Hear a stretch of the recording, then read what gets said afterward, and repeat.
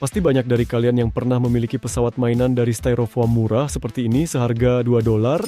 Jika terbiasa melemparkannya, pesawat ini bisa terbang cukup baik. Tapi apa yang akan terjadi jika kita mencoba menambahkan mesin pada pesawat ini dan membuatnya bisa terbang tidak hanya ke bawah, tapi juga ke atas, serta mengendalikannya dengan remote control? Sekarang kalian akan tahu caranya, dan bahkan bisa mencobanya sendiri di rumah. Karena sering digunakan, versi pesawat karton kami yang sebelumnya sudah hampir hancur total.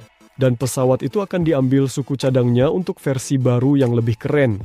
Beratnya dulu 180 gram, tapi berkat plastik pada pesawat baru dan berat awal hanya 45 gram. Saya berniat dapatkan kecepatan terbang lebih tinggi dan waktu terbang lebih lama dalam sekali cas. Tapi, tunggu dulu, di kokpit pilot ada 2 bola logam, dan tanpa bola itu beratnya turun jadi hanya 29 gram saja, sangat ringan. Bagus, pertama-tama kita perlu membongkar pesawat menjadi beberapa bagian. Selanjutnya, dengan menggunakan cutter, kita harus benar-benar membersihkan kokpit dari plastik dan membuatnya sebesar mungkin, agar papan pengendali dan semua elemen yang diperlukan bisa masuk dan terlindungi dengan baik dari kelembapan dan kerusakan.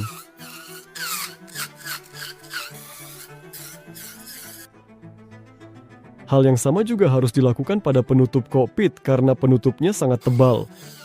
15 menit kemudian, semuanya sudah siap dan chip bisa diletakkan dengan mudah di tempatnya.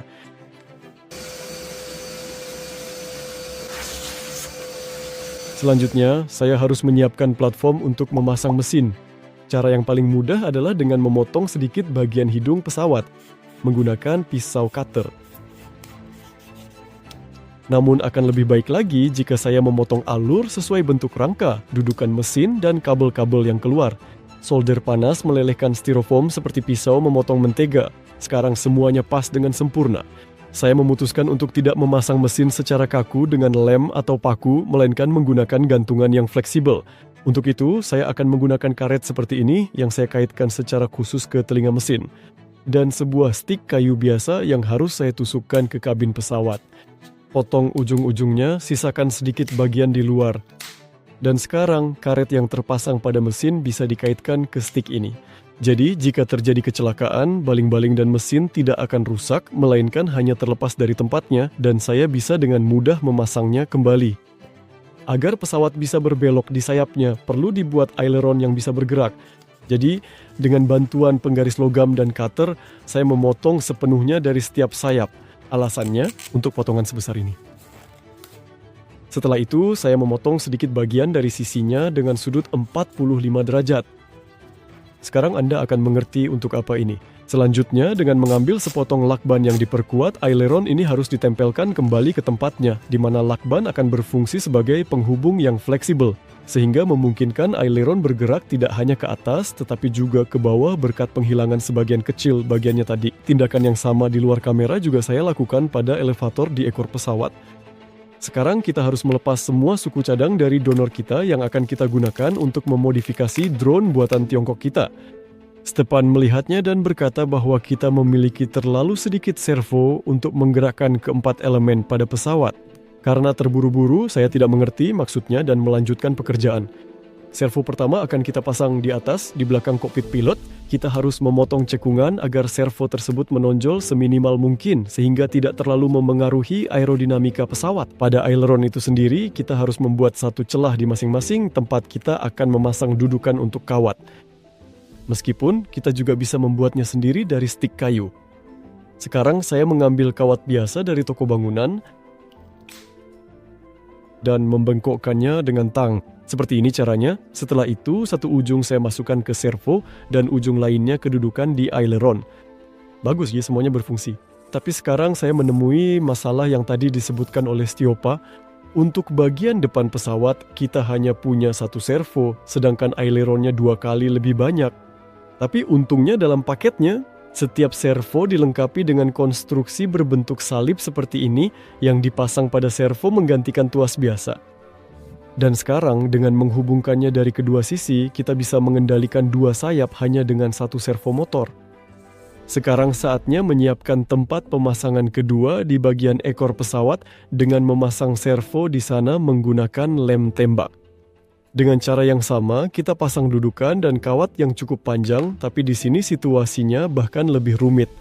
Kita tidak bisa menggunakan tuas silang yang sama di sini, karena kita perlu agar kedua elevator naik dan turun secara sinkron, bukan ke arah yang berlawanan. Jadi saya mengambil sepotong kawat seperti ini dan membengkokkannya seperti pistol, seperti di video. Selanjutnya dengan bantuan lilin, saya panaskan kawat lain dan menggunakannya sebagai solder untuk membuat alur pada styrofoam sedemikian rupa agar konstruksi kawat kita pas di dalamnya. Seperti ini caranya. Rekatkan dengan lem tembak. Dan lihat saja betapa kerennya semuanya berfungsi. Solusi sederhana ini memungkinkan kita untuk menghubungkan elevator secara kokoh sehingga sekarang cukup menggunakan satu servo saja. Sekarang saatnya menempatkan papan kontrol dan elektronik lainnya di dalam kokpit pesawat.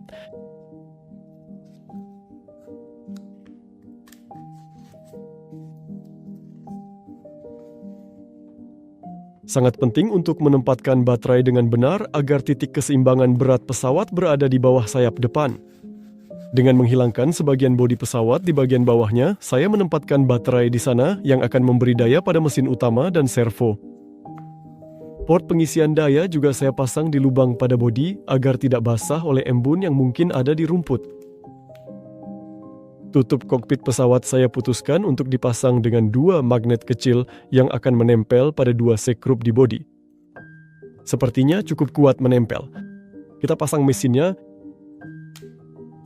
sambungkan kabel daya dan pasang baling-baling oranye seperti ini, juga dengan bantuan karet gelang agar seperti ini. Jadi baling-baling akan menekuk saat terjadi benturan, bukan malah patah. Pesawat ini akan dikendalikan dengan remote seperti ini dari AliExpress.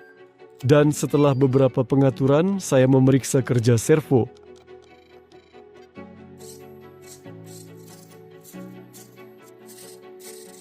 Sepertinya semuanya berfungsi dengan baik. Kita nyalakan mesinnya, tenaganya seharusnya lebih dari cukup untuk pesawat kita. Beratnya hanya 114 gram, tapi saya khawatir karena luas sayapnya berkurang lebih dari 2 kali lipat dibandingkan dengan model pesawat sebelumnya, dan apakah semuanya akan berfungsi hanya bisa dibuktikan dengan uji coba nyata di ruang terbuka. Kita mulai dan awalnya saya kesulitan dan pesawat hampir saja langsung jatuh. Berkat dudukan mesin yang fleksibel dan baling-baling yang bisa bergerak, mereka tidak rusak dan sangat mudah dipasang kembali. Pesawat terbang sangat cepat, dan saya tidak sempat bereaksi terhadap perubahan posisinya yang tiba-tiba di udara. Meskipun setelah beberapa saat kemudian, akhirnya saya berhasil membuatnya tetap terbang cukup lama. Mungkin Anda berpikir saya pilot hebat karena manuver rumit seperti itu, tapi percayalah, itu bukan kehendak saya. Saat itu saya hanya berusaha sekuat tenaga. Saya hanya mencoba agar pesawat tidak menabrak tanah atau terbang keluar dari jangkauan pandangan. Dan ternyata, itu saja sudah cukup membuat penerbangannya terlihat keren. Ke lapangan, kami membawa power bank agar bisa mengisi daya pesawat ketika baterainya habis. Begitulah kami menghabiskan sepanjang malam menikmati hasil kerja keras kami, di mana kami telah mengubah sebuah pesawat styrofoam yang tadinya tampak tak ada harapan menjadi model keren yang dikendalikan dengan remote yang dengan mudah melakukan manuver aerobatik tingkat tinggi. Pada akhirnya, setelah banyak kali jatuh, pesawat tampak agak lusuh, tetapi tidak ada mekanisme penting yang rusak dan pesawat itu selalu siap menjalankan tugas-tugas penting.